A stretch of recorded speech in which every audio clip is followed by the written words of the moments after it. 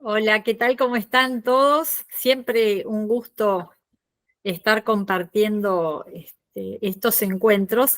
Espero que les haya resultado hasta ahora útil este curso. Nosotros desde el instituto estamos muy contentos porque siempre el contacto con ustedes es lo que nos nutre. Así que es bueno salir a veces un poco del trabajo interno y bueno, y encontrarnos con ustedes cara a cara. Eh, Nos tocaba hoy el tema de alimentos, ¿verdad?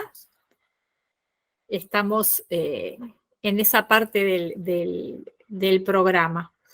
Eh, es un tema muy interesante, es muy lindo, es un poco extenso y me indicaban que tenemos 1 hora y media hoy, así que hay que darle intensamente para poder verlo todo. De todas formas, si nos quedase cualquier cosa pendiente o alguna consulta que quieran hacer ustedes, me la hacen al instituto. Yo creo que ya les dejé mi mail, me lo hacen al mail personal, así que estamos para eso. Así es que voy a empezar, si no, voy a sacarles yo tiempo a ustedes. Eh, Vamos a empezar. A ver, primero, me voy a poner los anteojos, perdón, porque si no, no los veo. Ahora sí. Bien. Eh, Vamos a tratar el tema de los alimentos. Primero, aquellos que derivan del parentesco. ¿Y por qué empezamos por acá? Porque van a ver ustedes que en los siguientes tipos de alimentos que tienen diversas fuentes, siempre se remite a esta parte del código que tiene que ver con las obligaciones de los parientes. Así que vamos a empezar por acá y después, cuando vayamos siguiendo los demás casos, van a ver ustedes que todo se replica, ¿sí? Eh, Esencialmente vamos a recordar un poquito, ¿no?, qué era lo que era el parentesco, ¿no?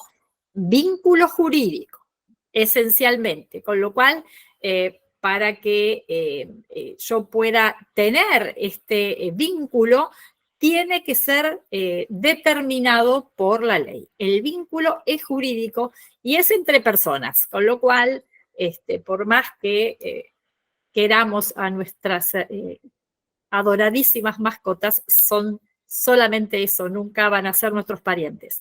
Así lo establece el Código Civil y Comercial, es así hasta ahora. Entonces es un vínculo jurídico entre personas. ¿Cuáles son las fuentes? La naturaleza, la adopción, las técnicas de reproducción humana asistida y la afinidad. Ustedes van a decir, uy, ¿por qué está ahí dando lata con este asunto? Tiene que ver porque cuando vamos ahora inmediatamente a tratar cuál es la obligación alimentaria que deriva del parentesco, el orden es esencial para que nosotros como abogados sepamos a quién tenemos que demandar primero, ¿sí? Entonces, entre estos parientes, una de las obligaciones que tienen es la obligación alimentaria. Esta obligación alimentaria tiene un orden específico que se debe respetar. Si no lo respetamos, vamos a poder iniciar quizás un pedido de alimentos a alguien que no está dentro del orden, pero esa persona se va a presentar y lo que va a hacer es decir, miren que hay alguien que está en un orden que tiene más obligación que yo para prestar esos alimentos. Y eso lo que va a provocarnos es una demora. No es que vamos a perder el derecho de nuestro cliente, pero nos va a ocasionar una demora. Por eso es muy importante que estemos en condiciones de poder hacerlo con precisión. Entonces, el orden en el que nosotros vamos a poder pedir alimentos entre parientes es el siguiente. Primero, ascendientes y descendientes los más próximos en grado. No, eso nos resulta bastante lógico porque son los que están más cercanos, ¿sí? En segundo lugar, los hermanos bilaterales y unilaterales. En tercer lugar, los parientes por afinidad, en línea recta, en primer grado. Y acá es normalmente cuando saltan mis alumnos en la universidad y me dicen, quiere decir que le voy a tener que proveer alimentos a mi suegra. Y yo le digo que sí, y no solamente a tu suegra, sino a tu ex suegra, ¿no? Si no hubiese nadie antes en el orden, sería muy posible que yo tuviese que prestarle alimentos a mi ex suegra. Y además tenemos que estar atentos, ¿no? Porque no es algo frecuente, es verdad, pero es algo que sí podría pasar. ¿Y por qué decimos a mi ex suegra? Porque naturalmente saben ustedes que el parentesco por afinidad no se extingue ni con la muerte del cónyuge, ni con el divorcio. Sí se va a extinguir, por supuesto, con la nulidad, pero si yo soy viuda, igual, si me lo solicita, deberé proveerle alimentos, si lo requiere, a la madre de quien fue mi esposo, y lo mismo si estoy divorciado.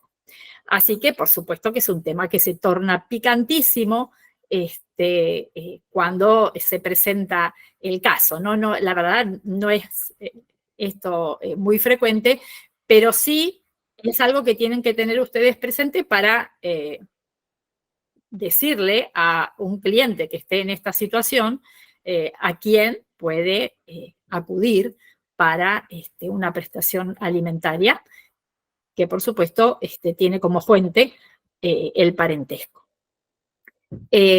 Siempre la forma en la que se procura que se dé esta cuota alimentaria es mensual, es anticipada, es sucesiva. Esto tiene que ver con que aquel que recibe la cuota alimentaria tenga un orden que pueda establecer sus pagos para, por supuesto, que sus necesidades se vean más o menos resueltas. Puede ser que deba pagarse como una renta, ¿no? Como una cuota mensual, pero es posible que a veces el obligado pueda proponer, y por supuesto lo evaluará el juez, que esa cuota alimentaria se provea de otro modo, capaz que con la provisión de alimentos o con la provisión de un lugar para vivir, porque, digamos, va a depender esto de cada caso específico, ¿no? Y hablando de esto, de qué es lo que se puede proveer, es bueno que hablemos del contenido de estos alimentos derivados del parentesco en razón de que son diversos de los que tienen como fuente la responsabilidad parental. Estos, por ejemplo, son mucho más acotados, quedan limitados a la subsistencia, a la habitación, vestuario y, por supuesto, ¿no? Lo que tiene que ver con la asistencia médica, si se requiere, y si se tratase de menores de edad, también el tema de la educación es algo que va a estar en consideración. Por supuesto que yo les decía, ¿no? ¿Qué pasa si a mí me dicen que tengo que prestar una cuota alimentaria antes que a otros? Entonces vamos a ver qué es lo que tenemos que probar. De un lado y del otro, ¿no? Para quien tiene la legitimación activa, ¿no? Para el que está solicitando los alimentos, va a tener que probar que le faltan medios económicos suficientes para poder proveer lo que necesita para su subsistencia. Y también que le resulta imposible adquirirlos con el trabajo que tiene. ¿Qué quiere decir esto? Que no es necesario para que sea viable la solicitud de alimentos que sea una persona que no tiene trabajo, sino que tiene un trabajo que no le resulta suficiente para proveer sus necesidades básicas, ¿no? Que son aquellas que estaban en el contenido que nosotros estábamos hablando. Hay otra cosa interesante, es que no importa la causa que provocó la situación en la que se encuentra el pariente que necesita los alimentos, ¿no? Podría ser algo provocado por su propia culpa, ¿se entiende? No es que el juez va a determinar la viabilidad de la acción pensando en si le pasó algo de lo que no tuvo culpa o si haya tenido, no sé, la responsabilidad, algún vicio o que haya hecho un mal negocio o lo que a ustedes se les ocurra. Eso no se tiene en cuenta. Lo que se tiene en cuenta es la necesidad y la inmediata solidaridad de la familia para poder resolver esta cuestión. Ahora, del otro lado, ¿no? Tenemos al que tiene que pagar la cuota.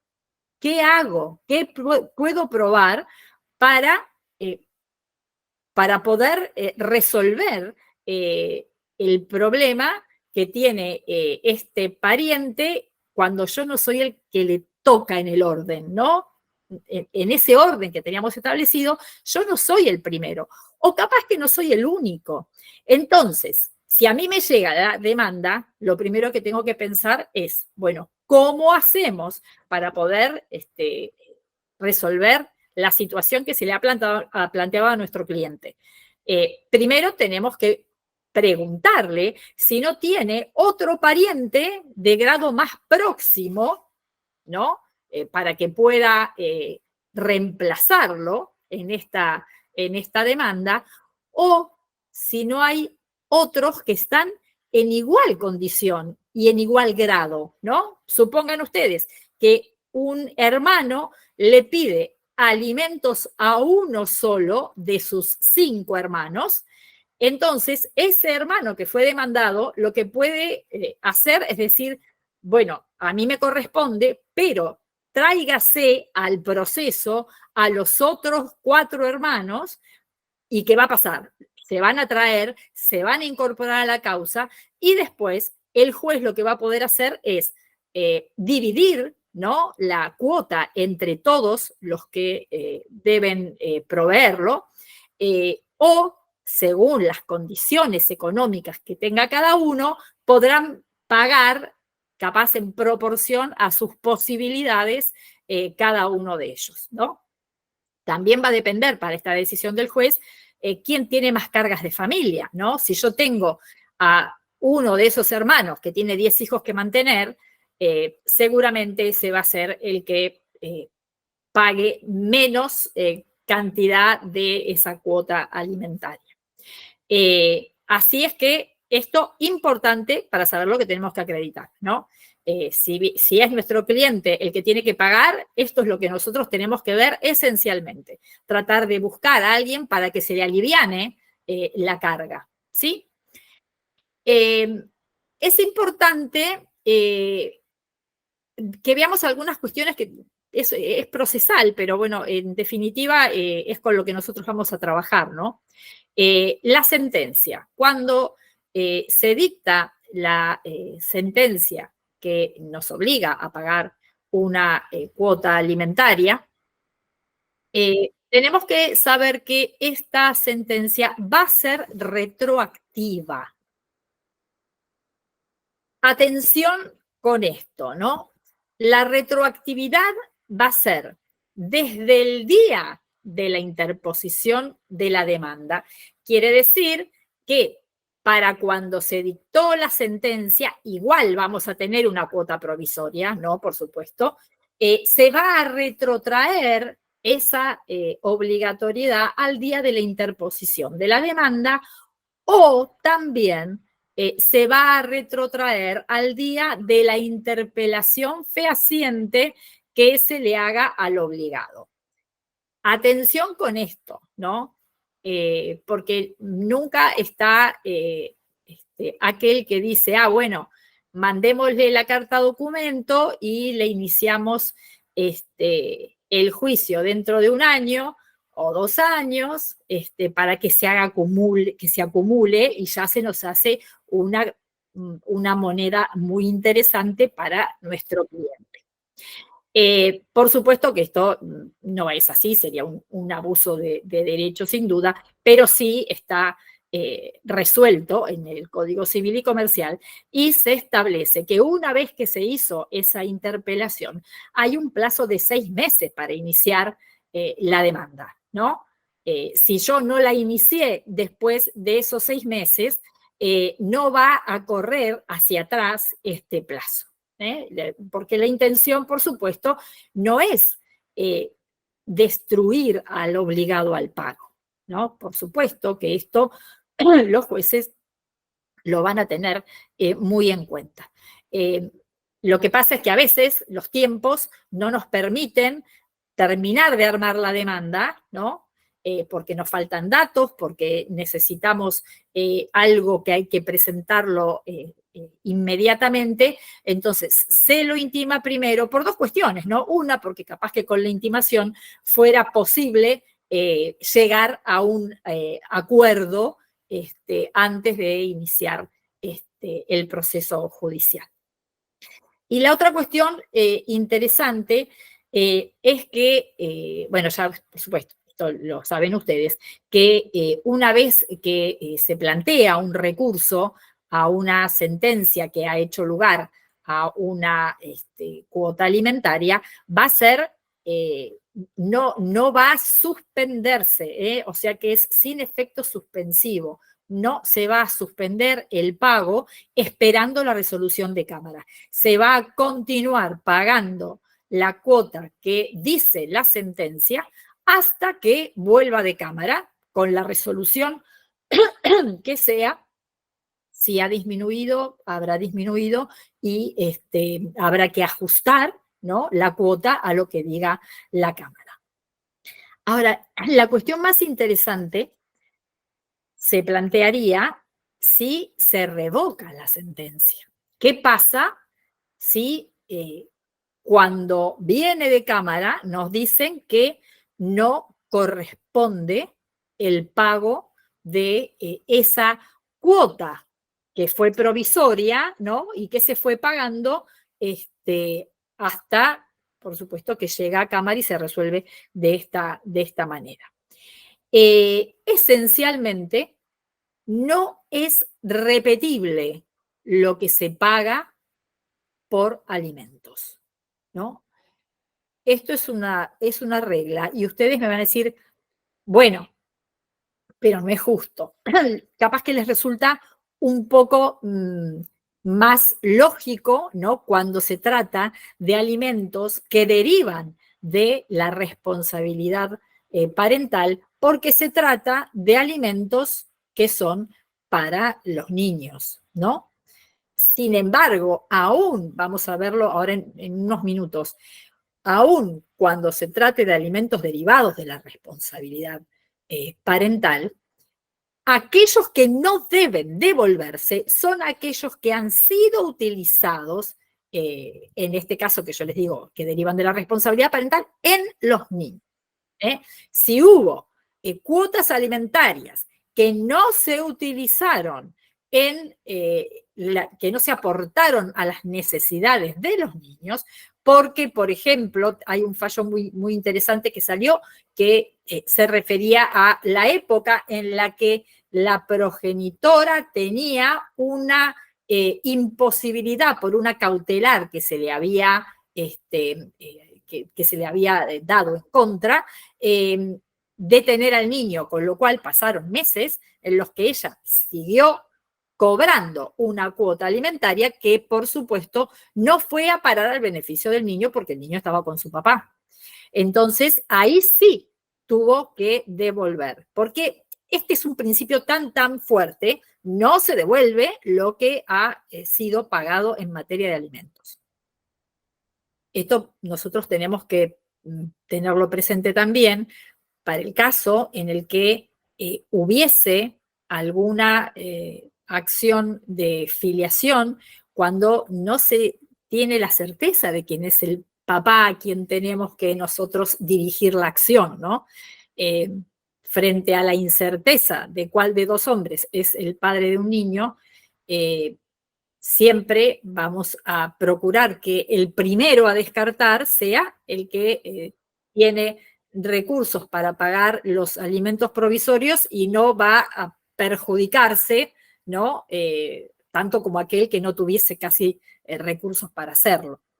Así que, bueno, por supuesto, esto lo recibirán ustedes cada uno en su estudio y lo tendrá que resolver de la forma que considere que sea menos dañino para aquel que tiene que hacer el aporte alimentario. Entonces, esta cuestión es muy importante, es algo que nosotros tenemos que resolver con nuestros clientes en la oficina, por eso yo les tiro estas cosas simplemente para que ustedes lo puedan aplicar al trabajo.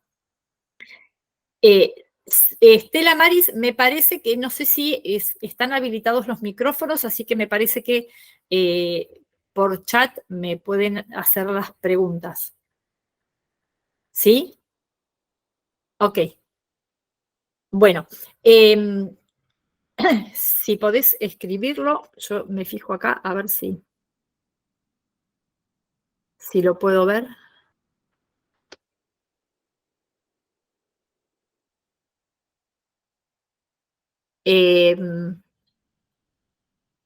Sí, sí, pregúntame ahora. Sí, no hay problema. Yo ahora me habilité acá al costadito de las preguntas.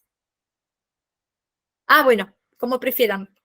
Bueno, sigo entonces, total, después ya cuando me avisan que tenemos que cortar, me pongo a ver las preguntas entonces.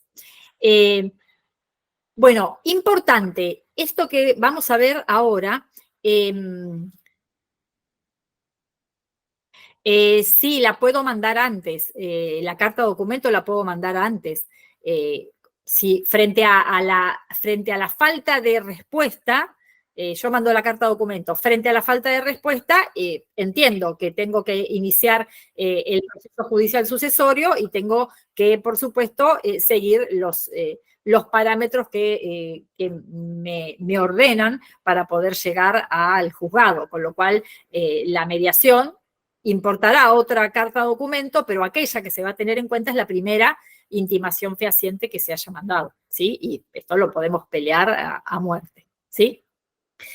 Bueno, muy bien, entonces, esto que vamos a ver ahora es muy importante porque se replica especialmente en los alimentos que derivan de la responsabilidad parental, así que vamos a ir viendo específicamente algunas cuestiones que tienen que ver con las medidas que puede tomar el juez para hacer efectiva una sentencia o el proceso en sí mismo, ¿no? Medidas cautelares, por supuesto, saben ustedes que vamos a poder solicitarle al juez que va a ordenarlas para que se pueda asegurar, ¿no?, el pago de los alimentos, que pueden ser alimentos futuros, provisionales, definitivos, y los que se hayan convenido. Es decir, que no va a haber limitación prácticamente para que se puedan tomar medidas para asegurar el pago de estos tipos de alimentos. Se podrán ordenar embargos, se podrán ordenar si el obligado tiene algunas acciones, se puede hacer un embargo de utilidades, se va a poder designar un interventor recaudador que pueda tener, no sé, facultades, por ejemplo, para ir a establecimientos económicos, que lo vamos a pedir, facultades para que pueda acceder al establecimiento, para que pueda establecer un control del ingreso de caja, inclusive para que pueda hacer algún tipo de recaudación. Eso, acá me preguntan, no, me preguntan si hay jurisprudencia que restrinja el régimen de comunicación en caso de que no abone alimentos. A ver, yo jamás lo he visto y si lo hubiese visto, o si me hubiese pasado, me lo hubiesen revertido en 30 segundos en cámara, porque hay algo que hay que comprender y es que la comunicación no es un premio para el papá o la mamá. La comunicación es un derecho del hijo. ¿Cómo un juez me va a sacar un derecho de la criatura? Hablando, me imagino que te estás refiriendo no a parientes adultos, no, sino a esto. Nunca va a restringir un derecho del niño, porque si no, para darle de un lado le sacamos del otro, no tendría ni siquiera sentido. No, no, no, no, yo jamás lo conozco, pero vieron lo que sucede, ¿no? Que nosotros estamos viendo permanentemente resoluciones que son contrarias a la norma específicamente. Pero esas resoluciones contrarias a la norma siempre van a tener que ver con proveerle al niño un mejor derecho. Y, por supuesto, saltamos la norma del Código Civil y Comercial, pero nos vamos a brevar al ordenamiento jurídico porque ahí van a estar los tratados de derechos humanos que nos van a habilitar a saltar la norma inferior para que el niño tenga un derecho más potente o el vulnerable tenga un derecho más potente. ¿Sí? ¿Sí? ¿Quedó claro? Bueno, entonces, vamos a seguir con este tema de las medidas, ¿no? Para hacer efectiva una sentencia. Hay algo que es fabuloso, que estableció el Código Civil y Comercial y que está en el 553. No me interesan a mí los números, pero la verdad es que las medidas razonables. Dice que el juez puede tomar medidas razonables para asegurar la eficacia de la sentencia. Por supuesto que esto tiene un sustento que es inamovible, ¿no? Que está amparada en el principio de tutela judicial efectiva. ¿Para qué quiero yo una sentencia perfecta, impecable, que me va a dar unos alimentos que nunca más voy a tener problemas hasta que mi hijo tenga 21 años, si resulta que en definitiva va a ser un papel en blanco porque no se puede cumplir? Entonces, estas medidas razonables que puede tomar el juez son aquellas que va a tomar cuando no sirvió nada de lo otro que estuvimos haciendo, ni las cautelares, ni las audiencias, ni sirvió el principio de inmediación, no sirvió nada de nada. Entonces, ahí es cuando ustedes van a empezar a ver por el noticiero que hay un padre que no se lo dejó entrar al club, o no se lo dejó entrar a la cancha, o no se lo dejó salir del país de vacaciones. Y ustedes decir, pero momento que estamos coartándole los derechos al papá de hacer esto o aquello. Sí, señor, pero el juez está basado en la facultad que le da el Código Civil y Comercial para poder hacer efectiva y eficaz esta sentencia perfecta que le saqué y resulta que nada se ha movido. Hay un fallo muy interesante, capaz que se los comenté en algún otro momento, porque para mí es uno de los fallos más claros que explican la facultad que dio este artículo, que es la ciudad de Chipoleti, que había, brevísimo, una lucha interminable de una mujer para que el padre de la hija le pasara alimentos. interminable, agotadora, siempre incumpliendo. El señor ya había formado otra familia y tenía otro hijo. Y, por supuesto, ya agotada la peticionante, agotada la abogada, le peticionan al juez que tome una medida razonable, que considere razonable para poder asegurar la eficacia de la sentencia, que ya estaba, por supuesto, más que dictada.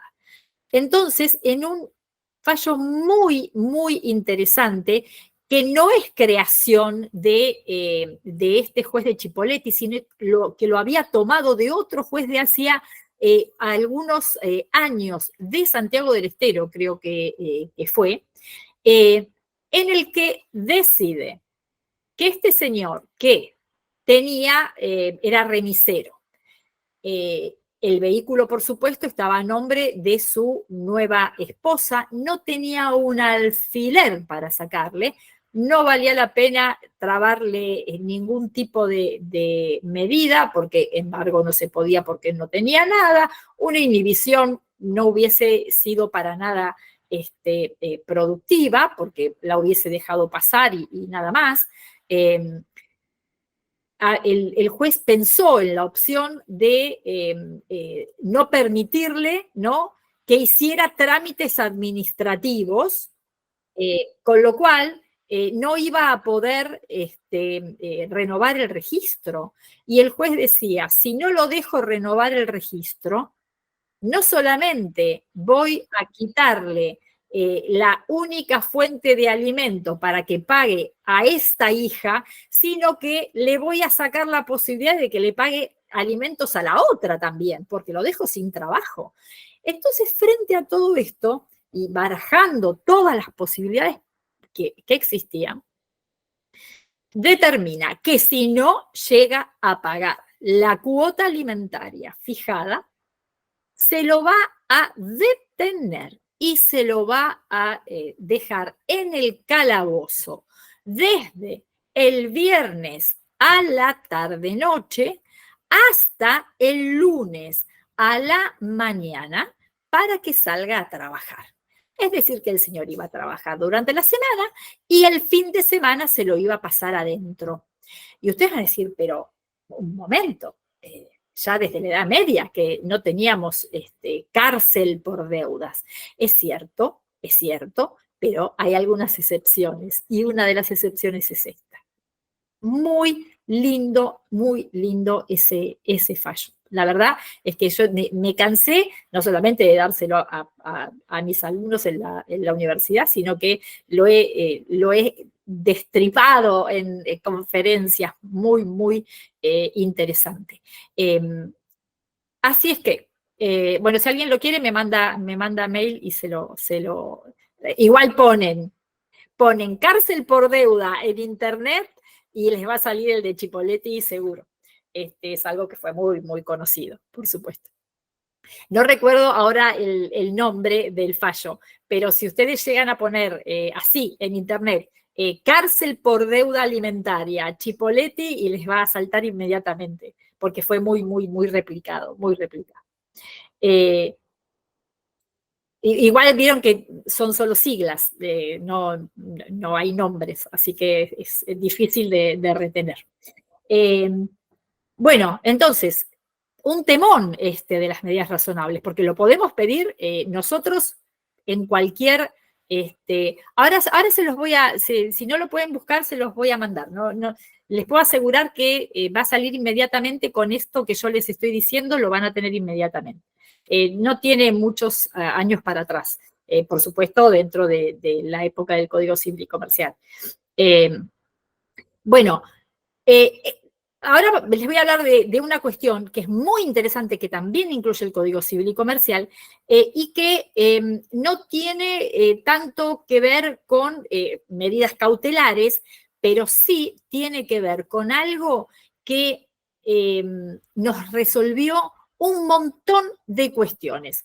Cuando nosotros iniciábamos, antes del Código Civil y Comercial, un proceso por alimentos, obteníamos la orden del juez de que el empleador de quien tenía que pagar le descontara de su sueldo y depositara en la cuenta de autos la cuota alimentaria, de cada 10 veces, 8 teníamos que repetir y teníamos que repetir y teníamos que solicitar de nuevo y después una vez que estaba notificado teníamos que intimarlo y se habían pasado 3, 4 meses sin que se hiciese nada.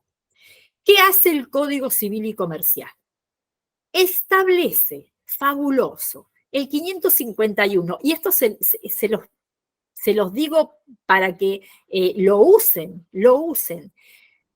Aquel que no cumpla las órdenes judiciales que lo intiman, ¿no? A que descuente de el sueldo del obligado y deposite en la cuenta de autos una cantidad determinada. Quien no lo hace, el empleador que no cumple con esa manda judicial, va a ser, escúchenme, solidariamente responsable de la cuota alimentaria.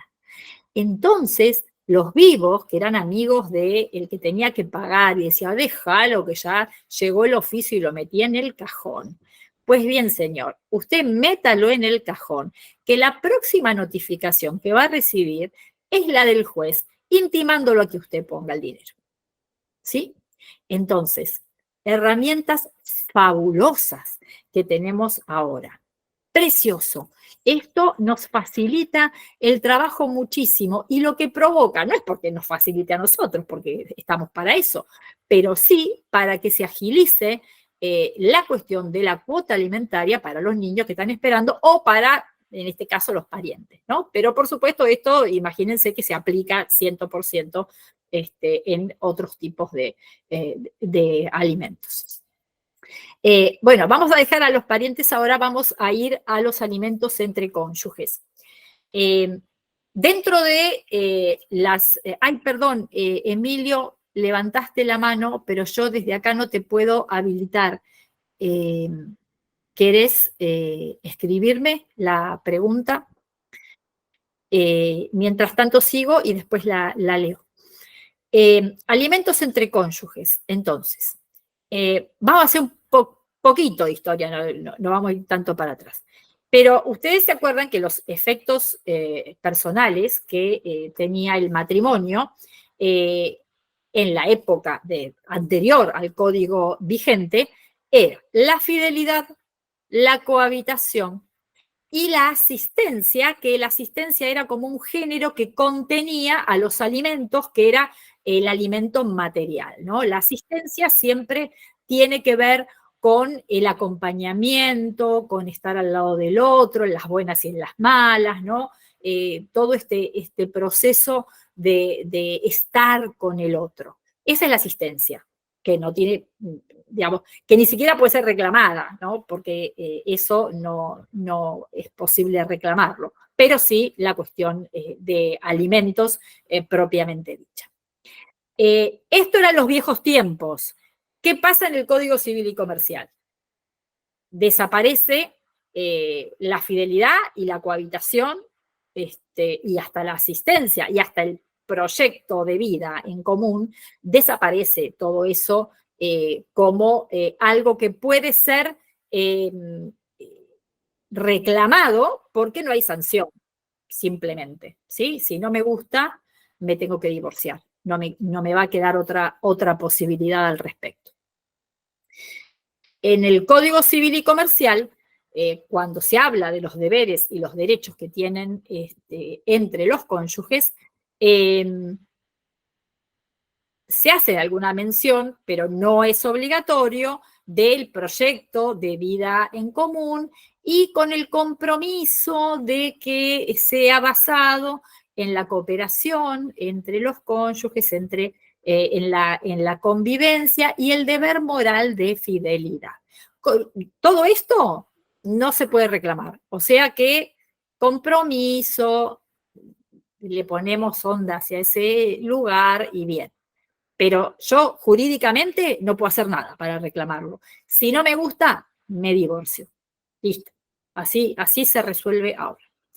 Pero el 432 sí me dice que va a ser obligatorio proveer de alimentos, ¿no? Por supuesto, esto es mutuo, ¿no? La asistencia y los alimentos son mutuos y así debe serlo. Durante el matrimonio, y agrega el Código Civil y Comercial algo que teníamos antes siempre en duda y era una zona gris, que era la separación de hecho. Porque en realidad, mientras hay separación de hecho, el vínculo matrimonial todavía está vigente y la solidaridad familiar me obliga a que yo siga respetando esta manda que tenía de prestarle alimentos al otro. El, respecto a los alimentos, el Código Civil tenía un régimen tripartito, ¿no?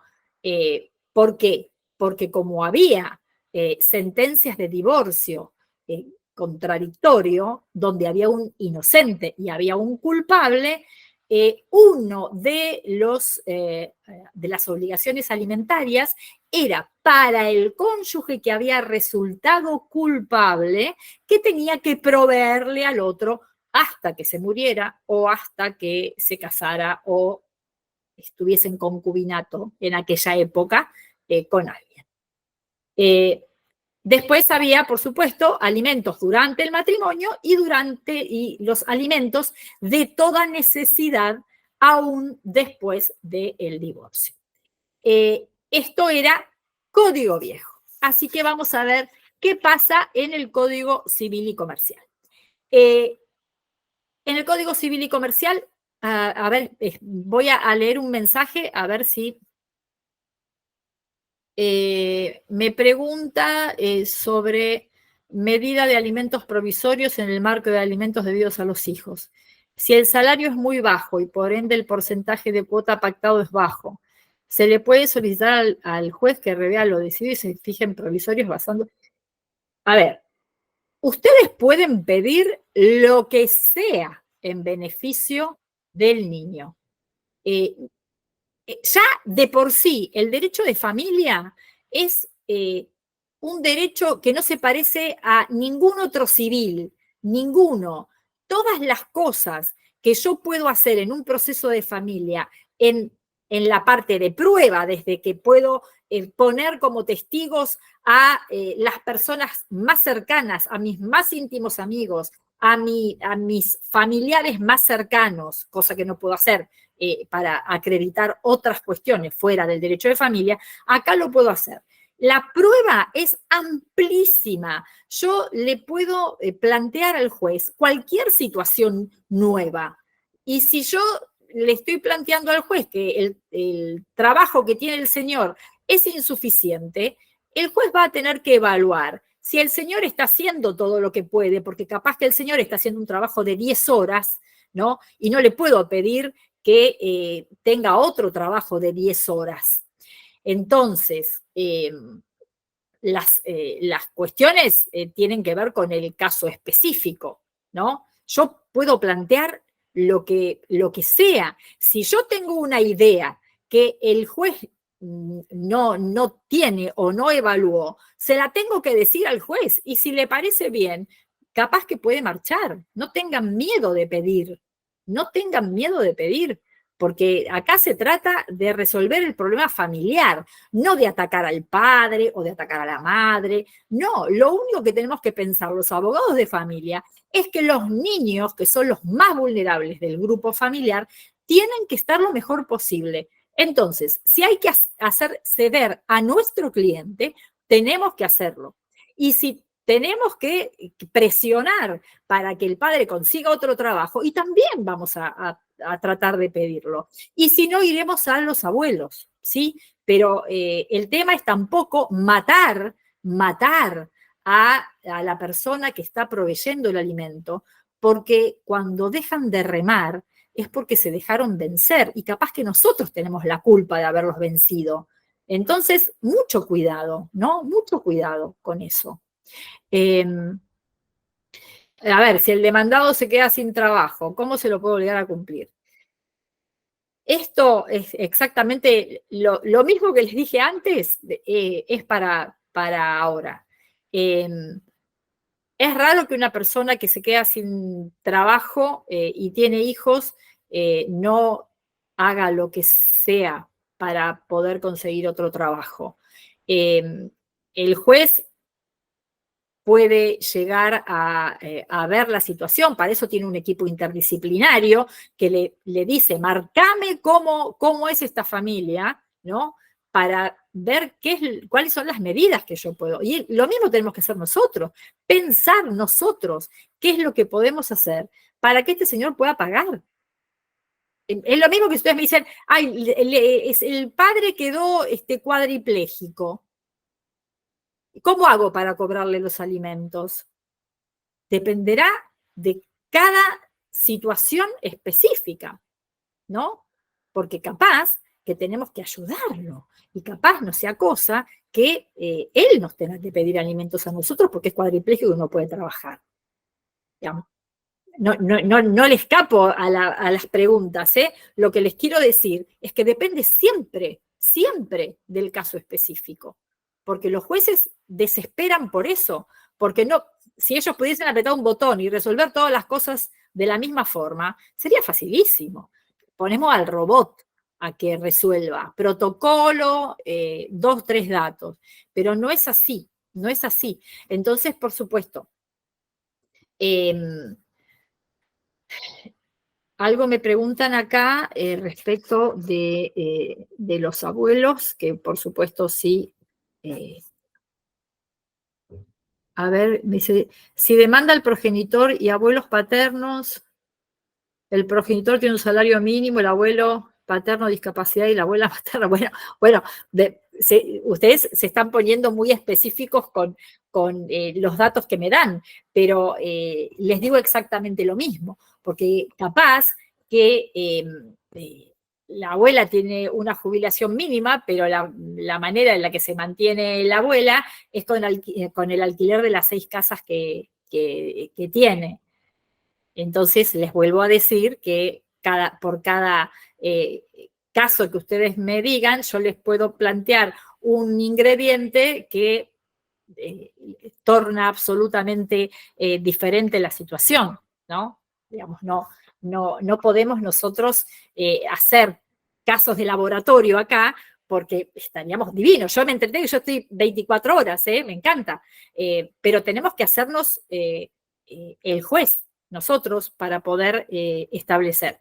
Y tenemos que inventar no solo el caso de laboratorio, sino todas las circunstancias y tenemos que establecer también cómo nos moveríamos con lo que nos diga nuestro cuerpo interdisciplinario.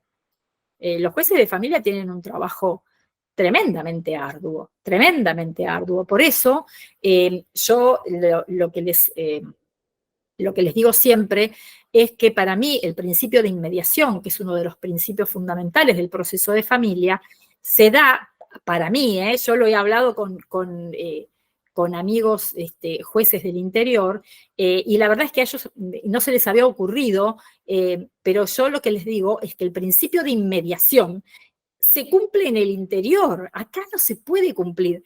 La cercanía del juez con todas las partes, hacer la audiencia y conocer y estar al tanto y estar... La verdad que no es humanamente posible porque el tiempo físico no da para atender 5.000 causas y poder hacer eso, porque no importa que dejara de dormir el juez, no le alcanzaría tampoco el tiempo. Pero en el interior, por supuesto, los casos son mucho menor cantidad y además los jueces casi siempre en algún punto conocen a las partes porque las conocen desde chicos o porque los hijos van juntos al colegio o porque trabajan en la municipalidad o porque, digamos, es otra cosa. Por eso, el principio de inmediación es lo que debería resolver todas estas cuestiones que ustedes me están preguntando. Porque si el juez está cara a cara con la realidad de esa familia, seguramente se le va a ocurrir alguna forma de poder resolver esta cuestión. La falta de trabajo de los padres, por supuesto, no los libera de su obligación, pero las situaciones económicas que atraviesa la Argentina es algo que hay que considerar. No estamos viviendo en Suiza, donde la persona que se quedó sin trabajo y no tiene otro trabajo al otro día es porque es un vago. Es probable que haya dejado 1000 currículums, que haya hecho a 300 entrevistas y que el señor profesional que se quedó sin trabajo siga sin trabajo. Entonces, digamos, lo importante de esto es que no es cuestión de buscar el castigo y de asfixiar, ¿no? Sino de buscar la opción mejor para la familia. Fue un paréntesis largo, pero me parece que es algo que ustedes tienen que considerar. Sí o sí tienen que considerarlo. Así que, bueno, por supuesto, las opiniones de cada uno de ustedes van a ser diversas, ¿no? Pero esencialmente tenemos que ver muy de cerca estas situaciones. Bueno, sigo antes que me corten. Entonces, decíamos, alimentos entre cónyuges. Código Civil y Comercial, nos vamos a lo que sucede ahora. Se deben alimentos. Los cónyuges durante la vida en común, eso estamos perfectamente de acuerdo, durante la separación de hecho, porque dijimos que subsistía el vínculo, y los otros alimentos, esto por supuesto es un régimen bipartito, ¿no? Porque es esto que yo les conté, y se deben alimentos para después del divorcio. Dos situaciones que están específicamente planteadas en el código, que son las que yo voy a poder plantear después del divorcio, después de que se cortó el vínculo. Una, cuota alimentaria que corresponda a aquellos que padecen una enfermedad grave preexistente al divorcio, que le impide autosustentarse. Y esto, supongan ustedes, caso típico, matrimonio, la señora o el señor tienen un ACV, quedan, qué sé yo, o un accidente y quedan cuadriplégicos. Ninguna posibilidad, digamos, quizás si tuviesen labores de investigación o fuesen abogados, podrían continuar produciendo, ¿no? Solo con su cabeza. Pero no es la mayoría de la posibilidad de las personas que se encuentran en ese estado poder seguir produciendo. Así que vamos a suponer que es alguien que no puede producir, no puede autosustentarse. ¿Qué pasa acá? La ley no puede obligar a ese señor o a esa señora a quedar atado a un vínculo porque les puede parecer bien, mal, moral o inmoral, pero la ley no puede obligar a una persona a estar junto a otra. Entonces, puede divorciarse el señor o la señora tranquilamente, porque la norma nunca le va a impedir hacerlo. Pero espere, señor, usted se va y va a tener que proveerle, pero esto no es directamente, ¿no? Por supuesto, va a tener que intimar, ¿no? Aquel que se queda en ese estado, va a tener que, va a poder intimar para que se le pague una cuota alimentaria que le resuelva todos sus problemas, incluyendo los de salud, ¿no? Incluyendo los de salud. Ustedes me van a decir, bueno, si llega a ese extremo y se hace un divorcio, por supuesto, va a haber una prestación compensatoria abundantísima, entiendo yo, que va a ser determinada por el juez en razón de la situación que ha sucedido. Pero si no hubiese pasado esto, si no se hubiese pedido esta prestación compensatoria, sí va a poder solicitar estos alimentos. Es decir, la ley me obliga a proveer, no me obliga a quedarme en el matrimonio, pero sí me obliga a proveer y a proteger y a hacer visible este principio de solidaridad que debe tener la familia, ¿sí? Algo muy interesante respecto a esto es que este tipo de alimentos se va a transmitir a los herederos. Y no sé si tenemos tanto tiempo, pero yo les puedo asegurar que este artículo podría llegar a provocar graves injusticias en algunos momentos.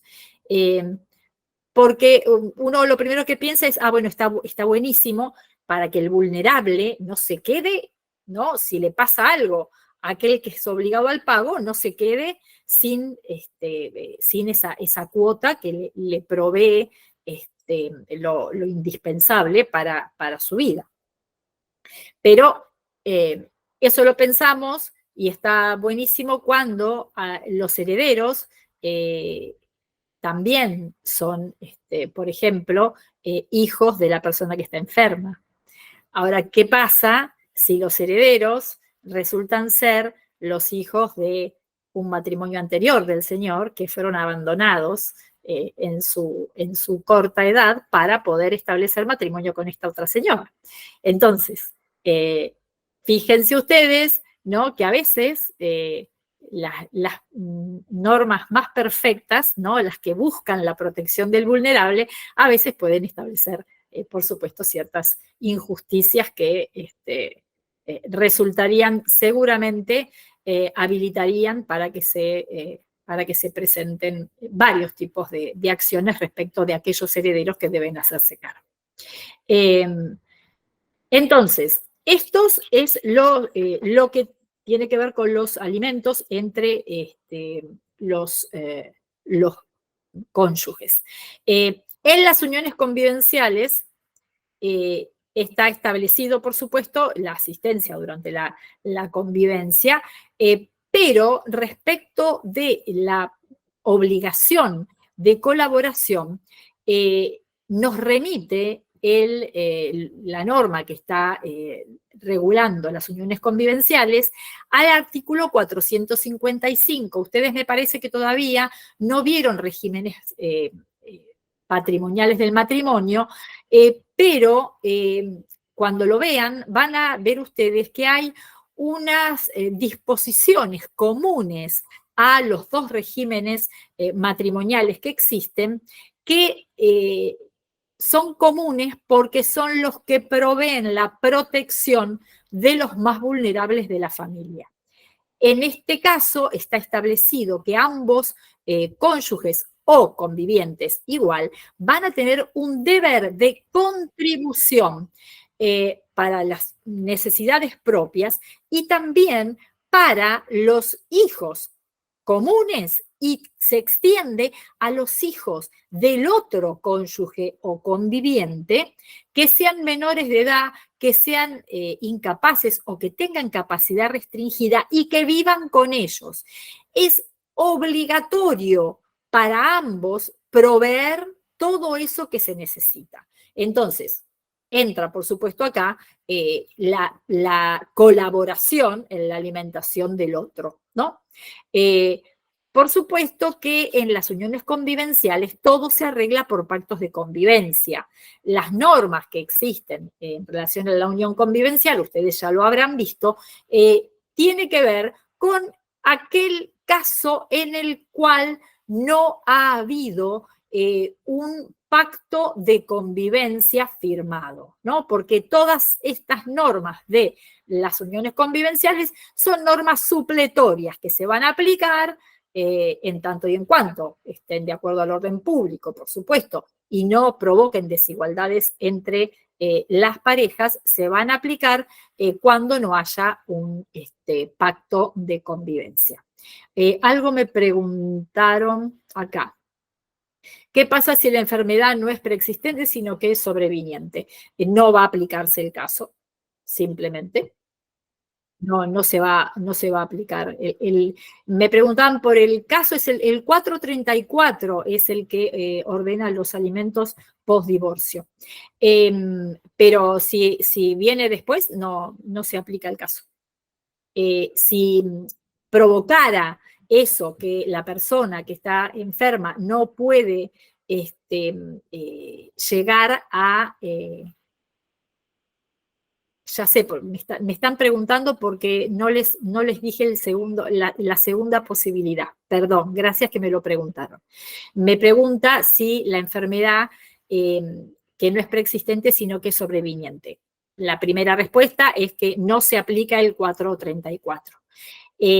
La segunda respuesta que tengo para darles es lo que pueden hacer. Hay un segundo inciso después de la enfermedad, que es cuando existe una situación de necesidad del otro. ¿Sí? Cuando hay los alimentos de toda necesidad son aquellos que se producen cuando el cónyuge que estaba digamos, que está divorciado, tiene una cuestión económica desfavorable a tal punto que no tiene bienes suficientes ni posibilidad para proveérselo. En este caso, ¿no? Es interesante que ustedes sepan que no va a proceder, y está relacionado con esto que me preguntan también, porque no va a proceder a favor de quien recibe una compensación económica. Supongamos que si se hizo el divorcio y se le da a la señora, vamos a suponer, una prestación compensatoria, porque lo hayan acordado las partes, digamos, en general se trata de eso, ¿no? Que la solidaridad inicia desde el momento desde el divorcio. Si no pasara así, si no tuviese la prestación compensatoria y se enferma y no puede tener recursos, va a poder utilizar el segundo inciso de este 434, que tiene que ver con la extrema necesidad de aquel que se ha divorciado. ¿Sí? Entonces, dos cosas con esto. Entonces, primero, los límites. No va a proceder a favor de quien recibe la compensación económica, y no va a poder durar tampoco más años de lo que duró el matrimonio. Dos límites importantes para el segundo inciso del 434. ¿Sí?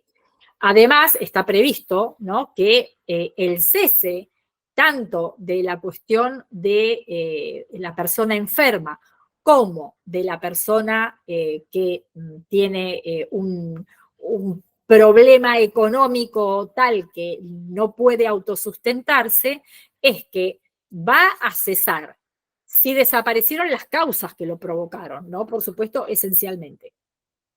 Si se casa nuevamente, aquel que lo había solicitado, o entra en una unión convivencial, también va a poder cesar, o si aquel que está recibiendo los alimentos incurre en las causales de indignidad, por supuesto, que tienen que ver con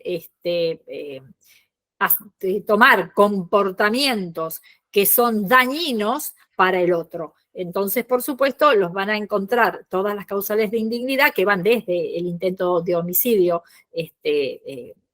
para ellos, para la familia, para toda cuestión de delitos que se produzcan contra ellos. Todas estas situaciones van a provocar que son causales de indignidad, que por supuesto, además de provocar una causal de indignidad que va a poder excluirme de la sucesión de esa persona, también trae aparejado este tipo de sanciones, como es el cese de esta obligación alimentaria que nace por el estado grave de problemas económicos del el cónyuge divorciado. ¿Sí? ¿Quedó claro esto?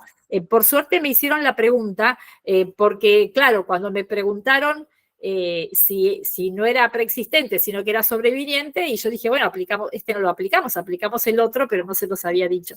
Así que, bueno, ahora espero que haya quedado claro. ¿Sí? Dice, me pregunta, ¿puede pedir una o ambas como compensación económica y alimentos? Aquel que tiene una prestación compensatoria o compensación económica no va a poder recibir este tipo de alimento, específicamente el del 434, ¿sí? Porque específicamente dice que el que recibe una compensación económica no va a poder pedir este tipo de alimento, ¿sí? Bueno, seguimos entonces y nos vamos tenemos media horita, llegamos perfecto. A ver, me preguntan si la compensación económica es temporal, ¿es una pregunta? Bueno, la compensación económica eh, mm, tiene como regla un plazo determinado. Cuando se trata de matrimonio, podría llegar a tener un plazo indeterminado. Esto puede pactarse eh, o lo puede decidir el juez. No pasa lo mismo en las uniones convivenciales, como habrán visto ustedes, donde la compensación económica siempre es temporal. Siempre es temporal. ¿Sí? Bueno, seguimos entonces. Vamos a adentrarnos ahora en los alimentos que derivan de la responsabilidad parental. Regla general. Ambos progenitores tienen la obligación y el derecho de criar a sus hijos, de alimentarlos y de educarlos, ¿sí? Por supuesto, ¿no?, que el juez va a tener siempre en cuenta si tiene que decidir cuál será esa prestación que deben hacer los progenitores a su condición, ¿no?, y a su fortuna. Por eso es que hoy cuando me preguntaban qué era lo que podían hacer si se había quedado sin trabajo, es que el juez debe tener en cuenta, porque se lo ordena la norma, que no lo matemos, ¿no? Que tratemos de que esa familia salga adelante con las herramientas que hay. Lo que sí, por supuesto, es contrario a quien debe prestar alimentos, es que sea desleal, que trate de entorpecer el proceso, digamos. Lo mismo en las acciones de filiación, en todas las acciones que hay involucrados personas vulnerables, cuando alguno, por eso no es bueno, nosotros como abogados tenemos que forzar a nuestros clientes a que comprendan que nosotros no podemos frenar los procesos, no podemos estar entorpeciendo, porque nosotros tenemos que lograr y ayudar al juez a que esa familia termine lo mejor que se pueda, ¿no? Entonces, por supuesto que en materia alimentaria el juez va a tener en cuenta qué es lo que pueden hacer esos padres por los hijos, ¿sí? Vamos a un tema importante, ¿no? ¿Hasta cuándo se debe pagar la prestación alimentaria? Porque antes se pagaba hasta los 21 porque la mayoría de edad era hasta los 21. Pero ¿qué pasa? Cuando se modifica la ley de mayoría de edad, había un montón de familias que estaban considerando que iban a recibir la cuota alimentaria hasta los 21 y, por supuesto, quien cumpliera 18 en esos meses iba a verse, por supuesto, en una situación compleja. Se determina entonces que la prestación alimentaria va a ser hasta los 21 años. Pero yo voy a estar prestándole alimentos, vamos a suponer que yo soy el padre y voy a estar prestándole alimentos a mi hijo mayor de edad, de 18 a 19, a 20 y a 21. 3 años voy a prestarle alimentos a un mayor de edad. ¿Qué puede pasar entonces? Puede pasar que el hijo sea, no sé, jugador de fútbol, ¿les parece? Y que cobre, no sé, 10 millones de pesos por mes. Entonces, tranquilamente podrá el progenitor que está pagando una cuota alimentaria decir, bueno, mi hijo de 18 años acaba de cerrar un contrato con River Plate que le está pagando 10 millones de pesos. Entonces, puede autoabastecerse este hijo mío mayor de edad, con lo cual habilítenme a no pagarle los alimentos, ¿no? Entonces, les quiero decir esto, no es que los alimentos son hasta los 21, los alimentos son hasta los 21 en tanto el hijo no pueda proveerse para su independencia y vida lo que sea necesario. ¿Se entiende? Yo esto lo peleo mucho más con mis alumnos porque tienen en general, están estudiando y tienen entre 18 y 26, la mayoría, con lo cual esto es muy, muy importante que lo sepan. El contenido, vieron que yo les decía cuando veíamos el tema de parentesco, vamos a estudiar el tema del contenido con detenimiento, porque vean ustedes que en este caso abarca la manutención, la educación, el esparcimiento, la vestimenta, por supuesto, la habitación y todos los gastos de enfermedad y todos los gastos que sean necesarios para que adquiera una profesión o un oficio. Todo esto no lo veíamos, ¿sí? Cuando la fuente era el parentesco. Esto específicamente se da en los alimentos que derivan de la responsabilidad parental. Algunos casos especiales tenemos nosotros en los alimentos que derivan de la responsabilidad parental, como por ejemplo esta del hijo mayor que se capacita, ¿no? Yo siempre les digo a mis alumnos, ustedes no crean que, como alguna vez me han dicho, mi padre me tiene que mantener hasta los 25 porque estudio. Yo te voy a dar una mala noticia. Primera cuestión, a los que estudian abogacía esto no les sirve, ya se los digo. Y así se quedan tristes, pero es la verdad. ¿Y por qué? Porque el hijo mayor que se capacita, lo que tiene es que tiene la posibilidad de que sus padres le provean los recursos hasta esos 25 años, pero en tanto y en cuanto la actividad que desarrolla para poder prepararse profesionalmente o en un arte o en un oficio, le impide trabajar. Le impide tener los medios necesarios para sostenerse de manera independiente. Es por eso que yo les digo, ustedes, señores, que vienen al turno mañana, pueden trabajar en el turno tarde. Si vienen en el turno tarde, trabajen a la mañana. Y si vienen a la noche, trabajen todo el día, ¿no? Entonces, atención con esto, porque estas cosas se filtran a los noticieros y los noticieros dan la noticia y ya está. Y una vez que la gente lo escuchó en la tele es lo que es. Y no es así. No es así. Entonces, atención. Se han rechazado muchísimos pedidos de hijos hacia sus padres por el tema de los alimentos mientras estudian. Tienen que darse las condiciones, ¿sí? Tienen que darse las condiciones. Así que bueno, nada, para que ustedes lo tengan presente por si seguramente alguien al estudio les va a caer con esta situación. ¿Qué pasa con el hijo no reconocido? ¿No? Es muy posible, digamos, y por supuesto va a ser viable, el derecho a alimentos provisorios mediante una acreditación sumaria del vínculo que yo estoy invocando.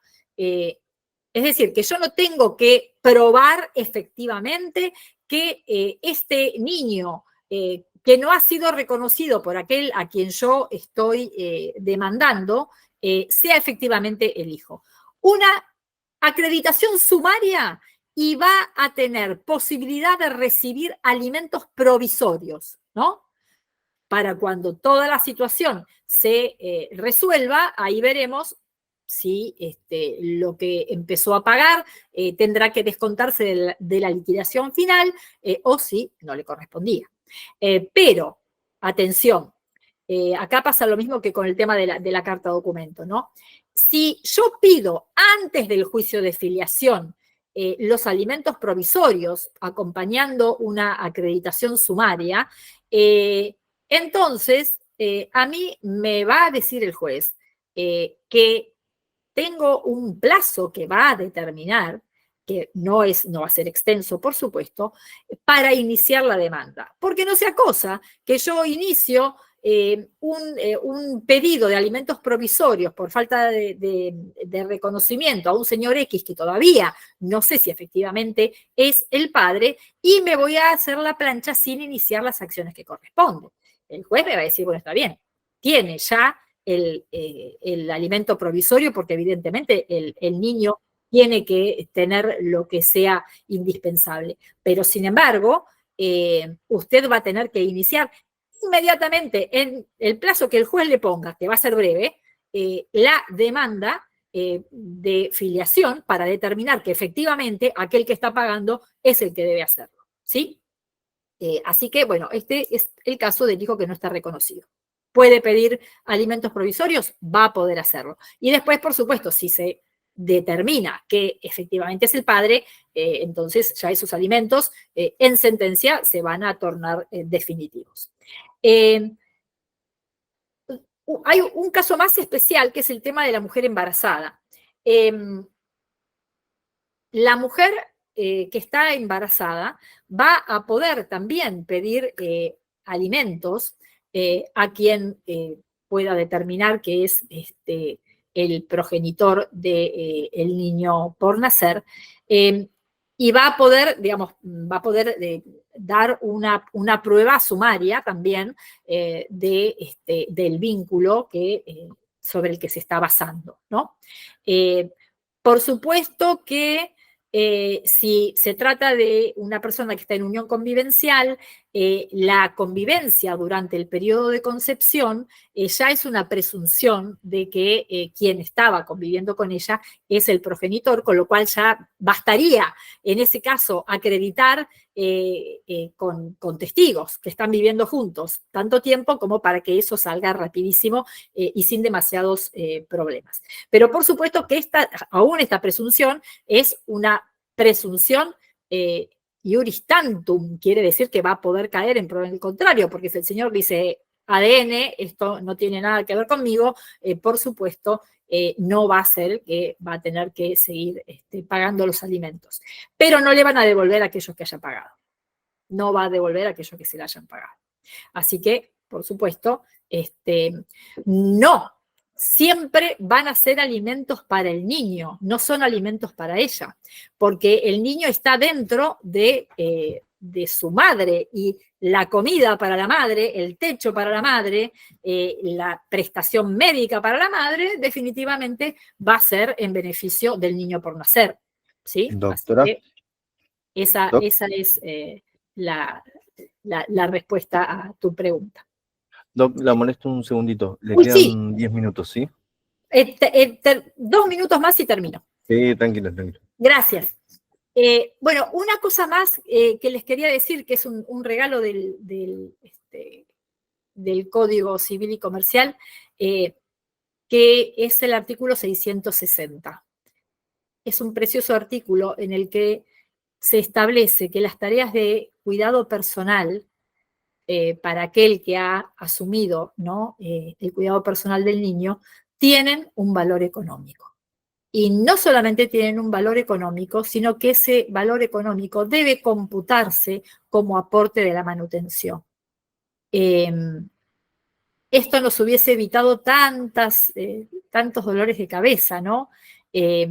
Porque el trabajo de la madre es yo digo, perdón, que digo a los hombres presentes que capaz que están criando a sus hijos, pero antes, digamos, la distribución de roles por el género era algo que estaba mucho más naturalizado que ahora, ¿no?